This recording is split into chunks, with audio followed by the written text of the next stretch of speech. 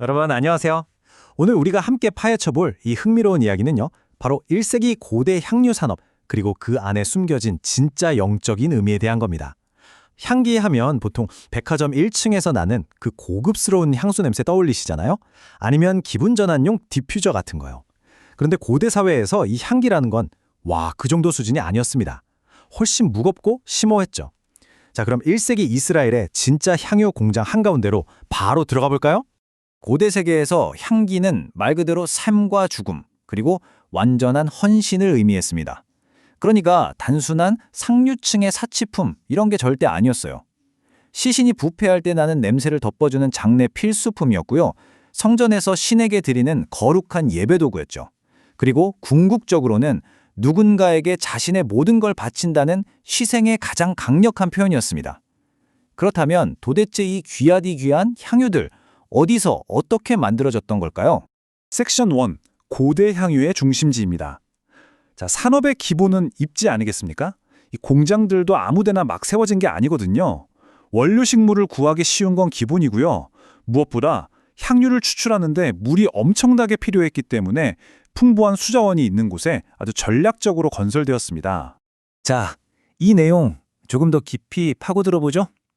이스라엘의 향유 산업은 완전히 상반된 두 가지 형태로 굴러갔습니다. 한쪽은 사해 근처 엔게디나 여리고 쪽에 있는 엄청난 규모의 왕실 공장이었어요. 이곳이 당시 최고급 향료인 발삼의 최대 재배지였거든요. 그래서 막대한 자본이 들어간 왕실 직영 공장 유적이 지금도 발견되곤 하죠. 반면에 가른 한쪽은요, 예루살렘 시내나 그 근교에 있던 작고 전문적인 가족 공방들이었습니다. 국가주도의 거대한 생산시설과 대대로 비법을 전수하며 아주 특화된 향을 만들던 가문들의 공방이 공존했던 겁니다. 재밌죠? 섹션 2. 귀한 향유의 재료들입니다. 생산시설을 봤으니 이제 재료를 봐야겠죠. 이 향기를 뽑아내려고 고대 세계 전역에서 어떻게 재료들을 끌어모았는지 그 글로벌 공급망을 한번 싹 따라가 보겠습니다. 당시 향유는 그냥 뒷마당 꽃 따서 만드는 수준이 아니었습니다. 이스라엘 현지 재료만으로는 턱없이 부족했거든요. 그래서 멀리 이국적인 지역에서 원료를 수입해와야만 했습니다. 아라비아 쪽에서는 몰약이나 유향 같은 귀한 나무 수지를 들여왔고요. 이게 성전 분향단이나 장례용으로 아주 필수였거든요. 그리고 이 모든 글로벌 수입 향료들을 부드럽게 감싸주는 현지 베이스가 바로 감람류, 올리브 오일이었습니다. 모든 향유의 뼈대 같은 거였죠. 그런데 이 중에서 진짜 우리 눈길을 확 사로잡는 재료가 하나 있습니다. 저 멀리 히말라야 고산지대에서 그 힘들게 캔에서 수입한 나드라는 식물이에요. 자, 지금 보시는 이 화면에서 진짜 흥미로운 게 바로 한가운데 있는 숫자 300입니다. 기록을 보면요, 이 나드 향유 한 병 가치가 자그마치 300데나리온이었다고 해요. 300데나리온이 감이 잘 안 오시죠? 당시 평범한 노동자가 단 하루도 안 쉬고 꼬박 1년을 일해야만 만져볼 수 있는 그야말로 어마어마한 액수입니다. 와, 이 숫자 하나만 봐도 그 당시 나드 향유가 얼마나 말도 안 되게 비쌌는지 단번에 와닿으실 겁니다. 섹션 3. 향유 추출 과정입니다. 이렇게 전 세계에서 영혼까지 끌어모아 엄청난 돈을 들여 구한 재료들이 어떻게 한 방울의 향유로 탄생할까요? 이제 그 엄청난 가치를 만들어내기 위해 피할 수 없었던 그야말로 극심한 육체 노동과 고통의 도가니 같은 물리적 과정을 살펴보겠습니다. 이 제조 과정을 머릿속으로 한번 생생하게 그려보세요. 먼저 절구에 식물 뿌리, 꽃잎, 딱딱한 수지 이런 걸 몽땅 넣고요. 진짜 무자비하다 싶을 정도로 곱게 빻는 압착과 분쇄가 1단계입니다. 그 다음엔 이렇게 으깨진 향료들을 올리브 오일에 털어 넣고 펄펄 끓이거나 아니면 뜨거운 햇볕 아래에 아주 오랫동안 놔둬요. 향이 기름에 깊이 배어나오게 하는 2단계 침출 과정이죠. 세 번째는 무명청 같은 미세한 망으로 찌꺼기를 싹 걸러내서 순수한 액체만 남기는 여과 단계고요.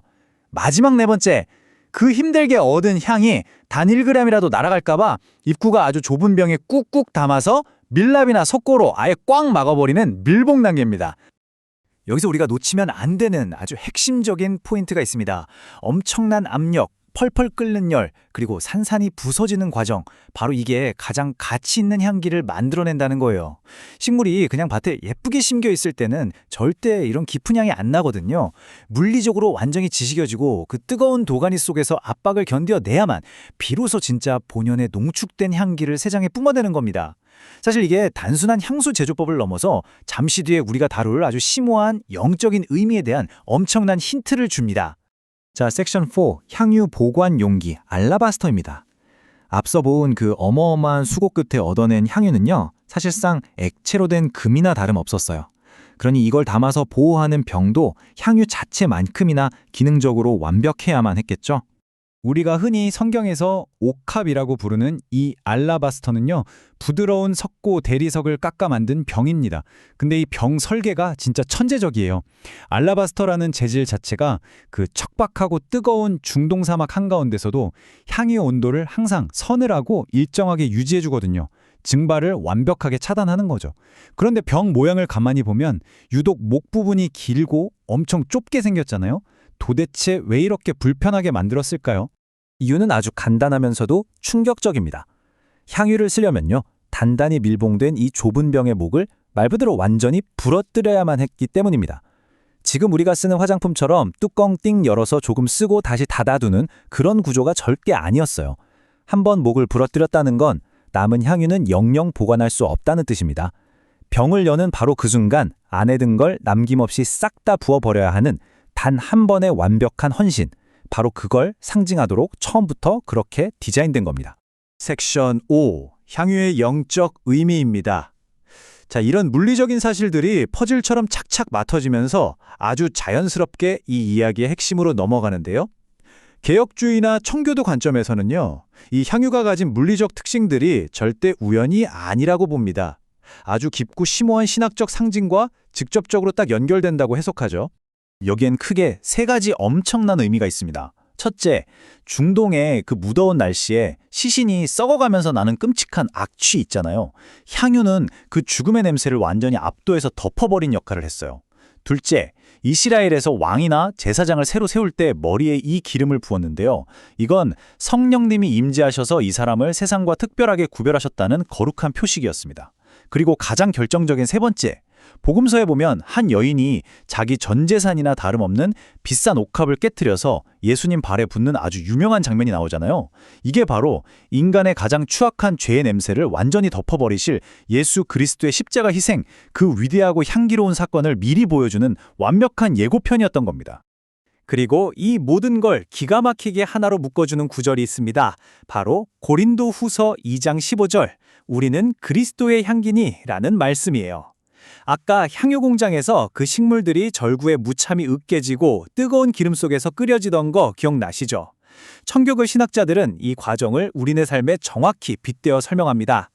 우리도 살다 보면 인생의 고난이라는 뜨거운 불구덩이에 들어가기도 하고 내 고집이나 자아가 바닥까지 지식여지는 아픔을 겪잖아요. 그런데 놀랍게도 바로 그 처절한 깨어짐의 고통을 통과할 때 우리 내면 가장 깊은 곳에서 가장 아름다운 그리스도의 성품이라는 진한 향기가 세상 밖으로 퍼져 나간다는 겁니다. 정말 대단한 통찰 아닙니까? 이제 이 흥미로운 여정을 마무리하면서 여러분께 꼭 드리고 싶은 질문이 하나 있습니다. 여러분의 삶에서 옥합을 깨트린다는 건 과연 어떤 모습인가요? 전 세계에서 들여온 최고급 재료, 무자비하게 지식여지는 고통스러운 추출 과정, 그리고 다시는 되돌릴 수 없게 병목을 부러뜨려 전부를 쏟아붓는 완전한 헌신. 1세기 고대 향유 공장에서 들려오는 이 묵직한 이야기가 오늘 우리가 기꺼이 깨트려야 할 가장 값진 희생은 무엇인지 다시 한번 깊이 생각하게 만드네요. 자, 오늘 이야기는 여기까지입니다. 다음번에도 여러분의 시야를 확 넓혀줄 더 재밌고 깊이 있는 내용으로 돌아오겠습니다.